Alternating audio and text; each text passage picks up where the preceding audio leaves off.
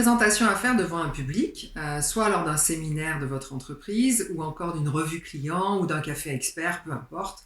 Bref, vous avez préparé évidemment votre intervention, vous avez préparé vos slides, vous avez tout l'enchaînement, la manière dont vous allez argumenter et vous connaissez parfaitement votre sujet.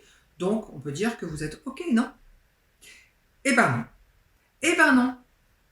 Non, parce que vous connaissez trop votre sujet et que vous allez le présenter avec votre structure mentale. Et ça, c'est deux éléments spécifiques qui vous concernent, mais qui ne concernent pas le public. Votre connaissance du sujet n'est pas la même que celle du public, de la même façon que votre structure mentale n'est pas celle de chaque personne qui est présente dans l'auditoire.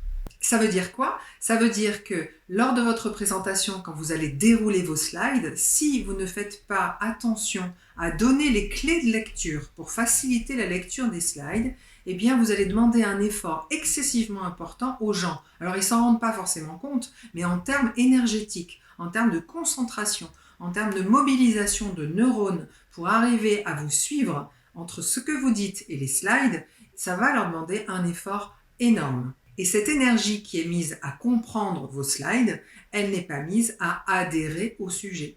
Parce que quand vous commencez à parler d'un point ou à démarrer votre démonstration, le mec dans la salle, il est toujours en train de regarder votre slide et d'essayer de comprendre ce que vous êtes en train de dire, ça correspond à quelle partie du slide, parce qu'il ne retrouve pas ses petits. Et pendant qu'il fait ça, en fait, il est dans une surcharge neuronale énorme et finit carrément par ne plus vous écouter, mais simplement essayer de décrypter le slide en question. Il faut bien comprendre un truc, c'est que, c'est les neurosciences qui nous apprennent ça, quand vous faites des mouvements oculaires, droite, gauche ou en haut, en bas, etc., eh bien ces mouvements oculaires, en fait, ils vont solliciter des tas de zones différentes dans votre cerveau. Et d'ailleurs, il existe une technique en thérapie qui s'appelle l'EMDR et qui va justement utiliser ces mouvements oculaires pour ouvrir des zones du cerveau et finalement faire des purges émotionnelles par rapport à des chocs traumatiques, etc.